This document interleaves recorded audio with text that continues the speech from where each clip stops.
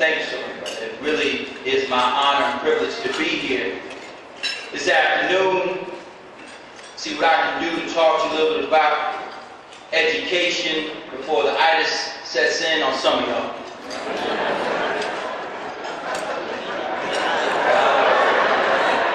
Just because you sit next to white folks doesn't mean you have to know what I'm act like you don't know what I'm talking about.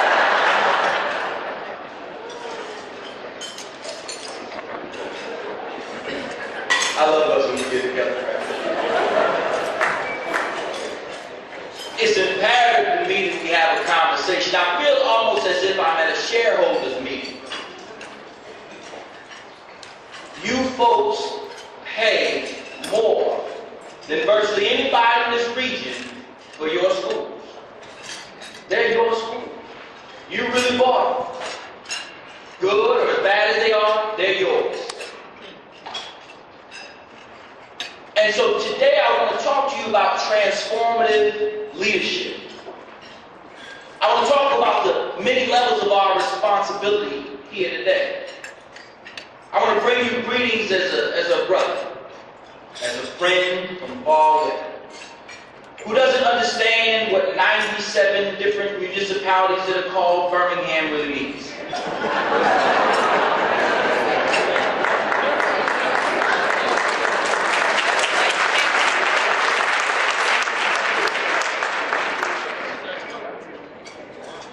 Who has seen too many children all over this country have to wait for grown people to eat first, second, and third before they get there first.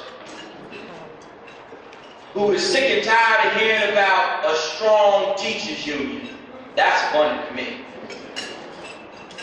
Y'all ain't scared of teachers, are you? I mean, what is a teacher really going to do? Suspend you? Robert always say he gets nervous when he gets around his kids. I said, I do too, man. I'm scared the same way you are. I am disturbed by the fact that we know where the good schools in Birmingham are. Y'all very proud of Phillips. You heard Phillips, you heard Phillips, you heard Phillips. Talk about Phillips. A lot of your kids go to Phillips. So if you know where Phillips is, you know where some raggedy schools are too. You know where a lot of raggedy schools are with some employees who are tenured and set for life. You know exactly what are. You can run your hand across the raggedy building, go inside and see raggedy lessons, but beautiful children. Every single one of those children woke up this morning because those schools are still in operation today. Every single one of those children woke up this morning with the expectation that they were going to be given access to a quality education. And then what happens is grown people bring me in and they say, well, can you talk to them about they can want to be anything in life if they just try? And I come in there and I do what you ask me to. You could be anything you want if you just try, knowing that I'm lying to them because they go to a horrible school. They go to a school that every single one of you is glad that you don't have to send your children to. People often ask me about teachers, how do I know a good teacher? Well, when I walk by the room and I feel like I got to walk a little faster because I got to get it from me and I don't want to be embarrassed by this fool, she got to be fired. You have a very committed and capable superintendent. Please give him a round of applause.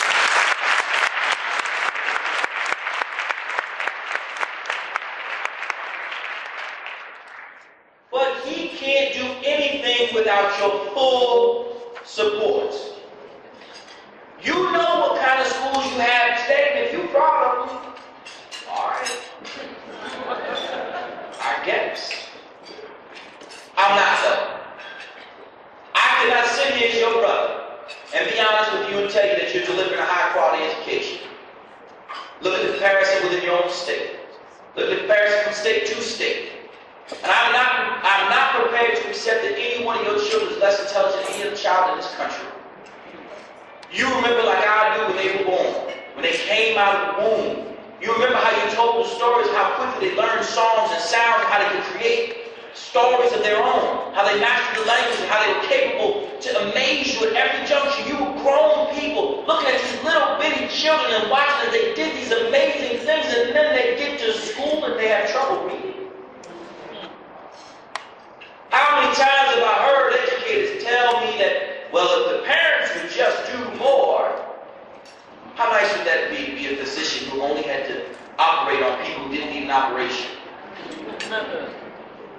Pilots who didn't have to take anybody anywhere that they needed to go, they were already there.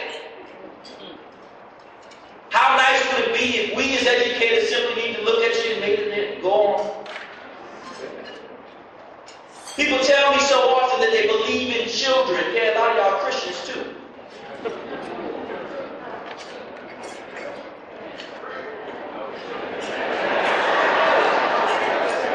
I've seen how you believe. I'm not so impressed. Talk to your children and ask them. Ask them if they feel like you believe in them. Ask them if they feel like you put them first. Every single time we sit down and have a conversation about closing schools, we're not talking about closing schools as if there's something wrong with the children. It's the educators, it's us, it's me. It's the individuals who are paid and educated and expected to teach children how to do something. There are very few professions in which the name of the job is what you do. You teach. You are a teacher. And if you can't teach a child because of his circumstances, we understand probably, but why don't you find something else to do?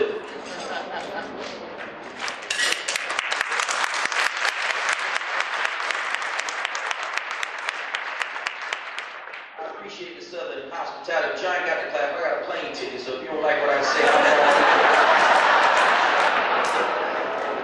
I'm not here applying for a job. I've already been paid. I'm here to bring you the love that I have. I'm here to bring you the truth that I know. I'm here to explain the circumstances as they are. I'm here to have a shareholders meeting. To talk to the people who are going to benefit or lose if your schools don't figure this out. Right now. How is it possible that at a time when the rest of the country has children who are able to choose one school over the other, your children do not get that choice? Say that again. Say that. Okay, let me pull back. Your children get that choice. Other folks' kids don't get that choice. Because they don't have the means or the wherewithal to move to a community. They got to lie and break the law. Say, listen, a cousin in them and an aunt in them get on a city bus to a school bus to take a ride to a school that's going to give them a halfway decent education. People often tell me that parents don't understand and we don't want to put choice in the hands of the parents because they don't know. Every single school that has been seen in this country as a quality school has a waiting list of parents who ain't supposed to know. Somehow figured out, whether it be through the drums or whatever, through rumors or the grapevine, somehow they found out. Somehow these same parents and so many people want to paint as lazy and unwilling to care about their children. The same ones that y'all said won't do homework with a child, somehow find a way to get their name on an application or try to beat the system. Stealing a quality education is much like stealing air. I cannot believe in a town such as Birmingham, a town that the rest of us look to. And I mean this, and I'm being real with you. The rest of the country and world remember you. We know your heritage. We know your story. We are impressed by your power. You've overcome the greatest of all circumstances. You created a way to come together when it didn't seem possible. Hell, y'all got AT&T and Verizon on the same thing.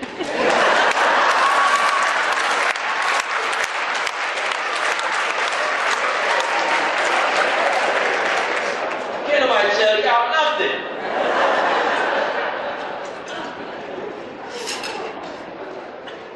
You understand how to beat the man. You understand how to identify the enemy. The problem, however, is that the enemy is us. It's our own unwillingness to accept the fact that we have accepted failure for too long.